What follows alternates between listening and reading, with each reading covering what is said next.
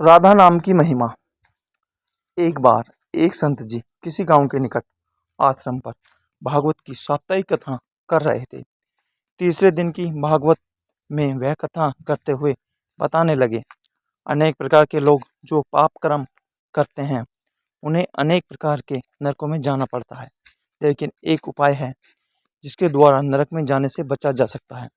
कोई एक बार सच्चे हृदय से राधा नाम पुकार ले तो वह नरकों में नहीं जाता है।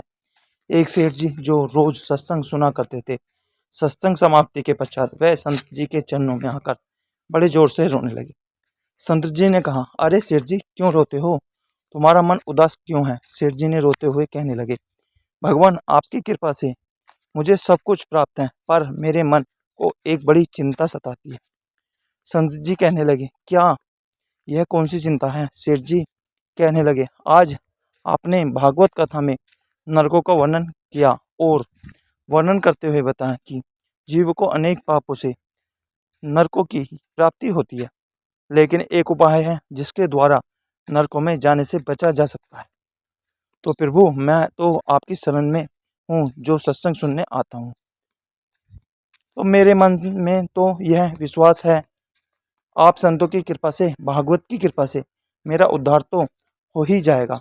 लेकिन मेरा एक छोटा भाई है जिसकी उम्र 50 साल है। वह ना सत्संग में जाता है, न परमात्मा में विश्वास करता है और न ही प्रभु का नाम सिमरन करता है। उसका उद्धार किस प्रकार होगा? मुझे उसकी बड़ी चिंता सताती है। मैं उसे बहुत बार समझाने का प्रयास भी करता हूँ, इस संसार के काम तो होते रहेंगे, तुम भगवान के नाम का स्मरण भी किया करो। तब वह कहता है, ऐसा करने से कुछ नहीं होता है, तुम भी मत किया करो। मैं जितना आस्तिक हूँ, प्रभु के प्रति जितनी मेरी आस्था है, वह उतना ही कट्टर और नास्तिक है। तब संत जी ने कहा, क्यों चिंता करते हो, एक दिन उसका भी उद्धार हो ही जाएगा।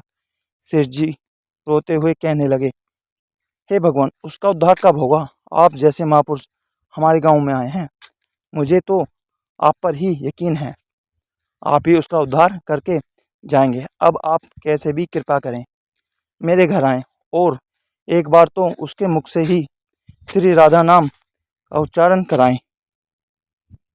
तब शेठ जी की विनय सुन संत जी कहने लगे, कल सत्संग समाप्ति के बाद मैं आपके घर आऊँगा और उसे परमात्मा का सिमरन अवश्य कराऊंगा। दूसरा दिन हुआ, सेठ जी अपने घर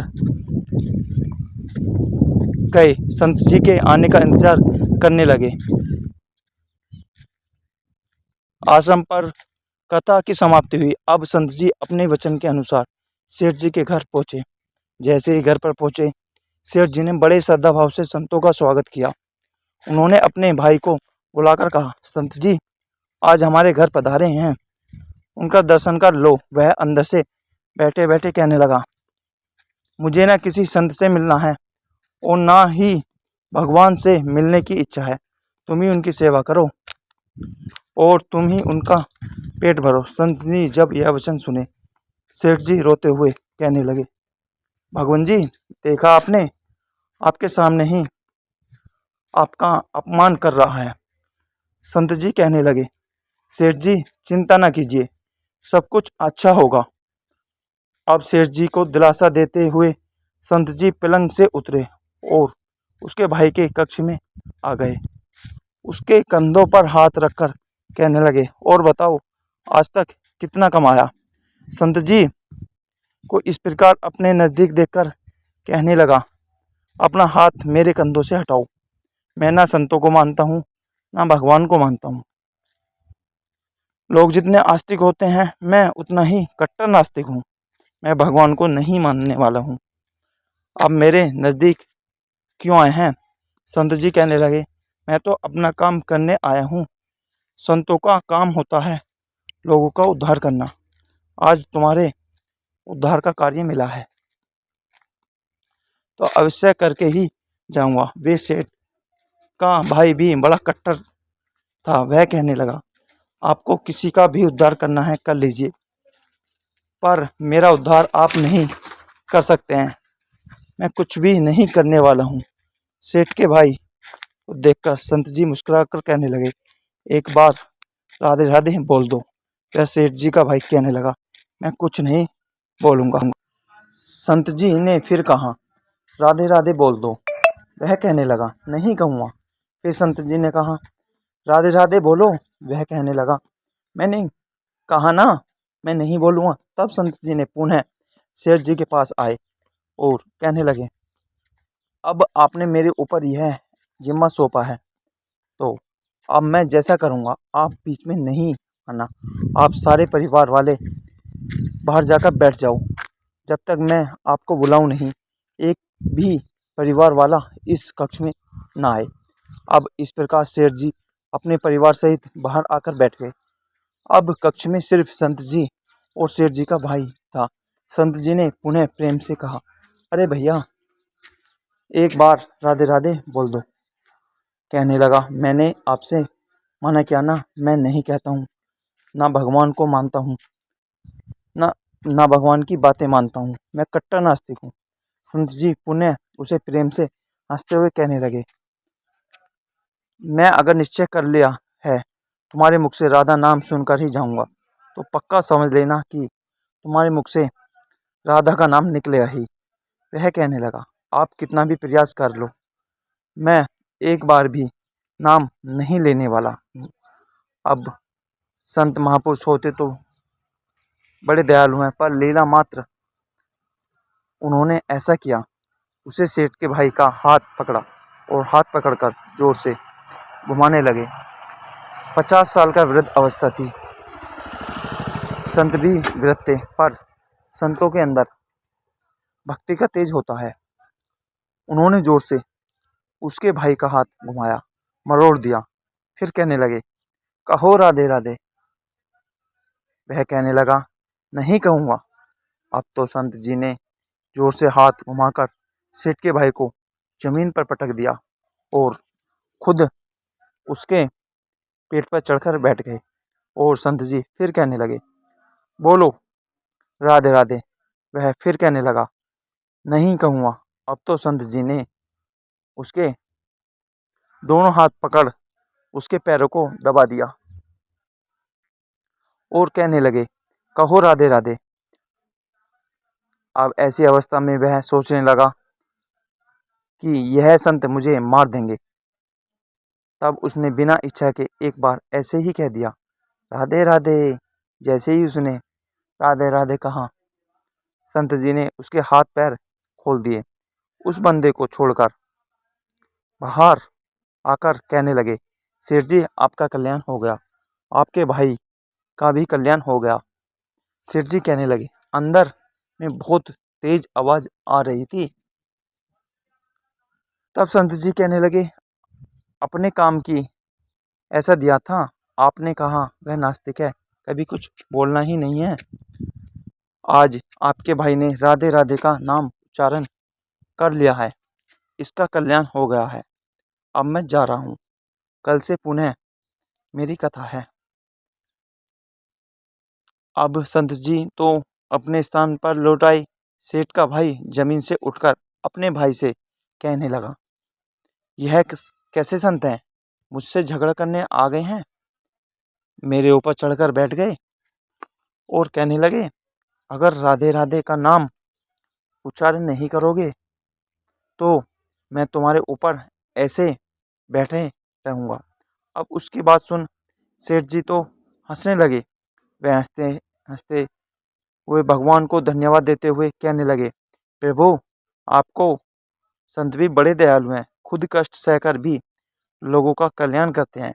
समय व्यतीत होता गया, मुश्किल से 5-6 महीने गुजरे होंगे। अचानक एक दिन छोटे भाई का देहांत हो गया।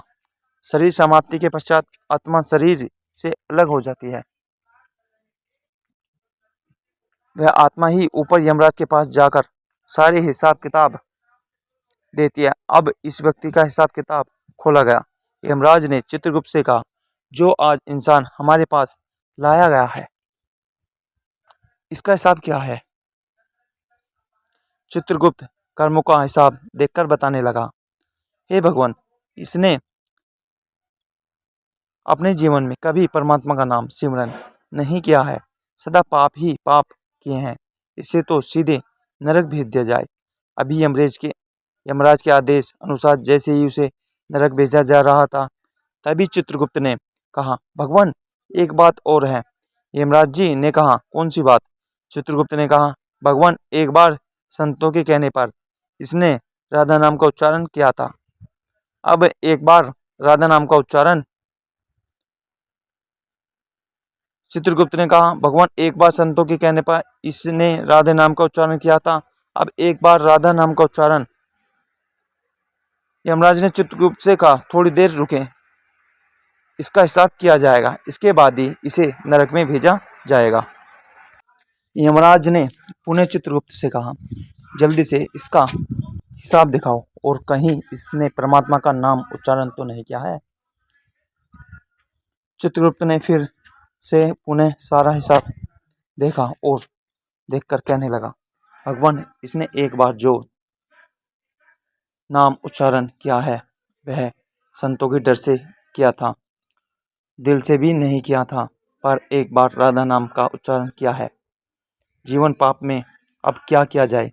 तभी इस इंसान से पूछा, एक बात बताओ, हमें तुम्हें पहले राधा नाम का उच्चारण का फल दें या तुम्हें नरक में भेज दिया जाए? तब वह भगत हाथ जोड़कर कहने लगा, भगवान नरक में तो जाना ही है, इससे अच्छा है आप मुझे एक बार राधा नाम उच्चारण कर फल दें दो, फिर मुझे जहाँ चाहे भेज देना। अभी यमराज भी अपनी पुस्तक खोलकर देखने लगे कि एक बार राधा नाम का उच्चारण का फल क्या है। उन्होंने सारी पुस्तकें खोल दी, पर उन्हें कहीं फल दिखाई नहीं दिया। तब वह विचार करने लगे, एक बार राधा नाम का उच्चारण का फल तो मुझे पता ही नहीं है। तब वह अपनी शंका के निवारण के लिए उसी वक्त उसे अपने साथ लेकर स्वर्गलोक में आ गए। स्वर्ग में आकर यमराज ने इंद्रदेव से कहा, इंद्रदेव मुझे बताइए, एक बार राधा नाम का उच्चारण करने का क्या फल है? तब इंद्रदेव ने बहुत प्रयास किया, पर उन्हें भी इसका फल पता नहीं चला। तब वह सब देवता मिलकर ब्रह्मदेव के पास आए। ब्रह्मदेव ने जब उन सबको देखा, तब ब्रह्मदेव ने उनसे पूछने लगे, यह आपके साथ इंसान कौन है? तब इंद्रदेव कहने लगे, भगवान इसने एक बार राधा नाम का उच्चारण किया है, बाकी सारा जीवन इसने पाप किया है, हमें तो पता नहीं एक बार राधा नाम उच्चारण का फल क्या है, इसलिए हम आपके पास आए हैं।